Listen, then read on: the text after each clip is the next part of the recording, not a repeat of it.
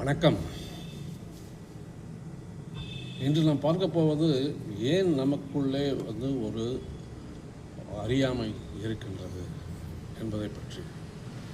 அதாவது நாம் வெளி உலகிலே எதை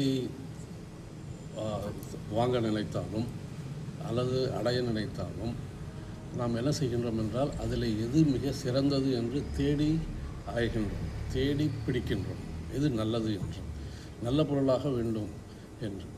அது நீங்கள் ஒரு காய்கறி மார்க்கெட்டுக்கு சென்று ஒரு வெண்டைக்காய் வாங்கினாலும் சரி, இல்லை ஒரு கத்திரிக்காய் வாங்கினாலும் சரி, அது இலசாக இருக்கின்றதா, பச்சையாக இருக்கின்றதா, பூச்சி இல்லாமல் இருக்கின்றதா என்றெல்லாம் தேடி ஒவ்வொரு கடையாக மாறி அலைந்து வாங்குகின்றோம். அதே போல் ஒரு நமக்கு துணிமணி எடுக்க வேண்டுமென்றால் பல்வேறு கடைகளில் ஏறி இறங்கி நல்லதாக செலக்ட் செய்கின்றோம். நம்ம குழந்தைகளுக்கு ஒரு நல்ல பள்ளிக்கூடம் வேண்டும் என்றால் அதையும் நாம் நிறைய ஆராய்ச்சி செய்து எந்த பள்ளிக்கூடம் நல்லது என்று அதை தேடி அதை அந்த பள்ளிக்கூடத்திலே குழந்தைகளை சேர்த்து விடுகின்றோம். கல்லூரியாகட்டும் அவ்வாறு.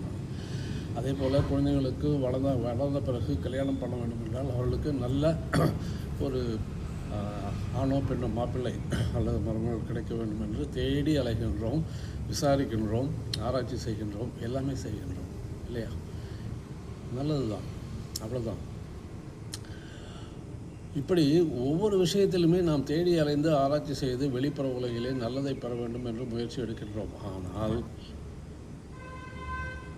நம்மை பற்றி தெரிந்து கொள்வதற்கு, நான் யார் என்று தெரிந்து கொள்வதற்கு, எனக்கு உள்ளே எவ்வாறு நான் இயங்குகின்றேன், என்னை பற்றி நான் தெரிந்து கொள்ள வேண்டுமே என்பதற்காக நாம் ஏதாவது முயற்சி எடுத்திருக்கின்றோமா இல்லையா? இதுதான் முக்கியம். ஏதாவது முயற்சி எடுத்திருக்கின்றோமோ கேட்டால் இல்லை என்று தான் சொல்ல வேண்டும். அதாவது majority of the people they never bother. ஏனென்றால் அவர்களுக்கு சிறு வயதிலே என்ன சொல்லிக் கொடுக்கப்பட்டதோ பெற்றோர்களால் அதை அவர்கள் இறக்கும் வரை கடைப்பிடிக்கின்றார்கள். மேபி சில பேர் அந்த அறிவை விருத்தி செய்து கொள்ளலாம் என்று பல்வேறு புத்தகங்களை படித்து தெரிந்து கொள்ளலாம். ஆனால் அது கூட அந்த சடங்குகள் எவ்வாறு செய்வது, அந்த பூசைகள் எவ்வாறு செய்வது, பெற்றோர்கள் சொன்னதை கடைப்பிடிக்க வேண்டும் முன்னோர்கள் என்று பெற்றோர்கள் சொன்னதையே கடைசி வரை கடைப்பிடிக்கின்றன ஒழிய நாம தேடி அலைந்து அவர்கள் சொன்னதில் எந்த அளவு உண்மை இருக்கின்றது, அது உண்மைதானா, அதற்கு மேல் ஏதாவது இருக்கின்றதா என்று ஆராய்ச்சி செய்து அதன் மூலம் நான் யார் என்பதை கண்டுபிடித்திருக்கின்றோமா அல்லது முயற்சி எடுத்திருக்கின்றோமா? இதற்கு மட்டும் பதில் சொல்லலாம். எடுத்திருக்கின்றோமா? இல்லை அல்லவா? அதுதான் பெரிய துரதிர்ஷ்டம்.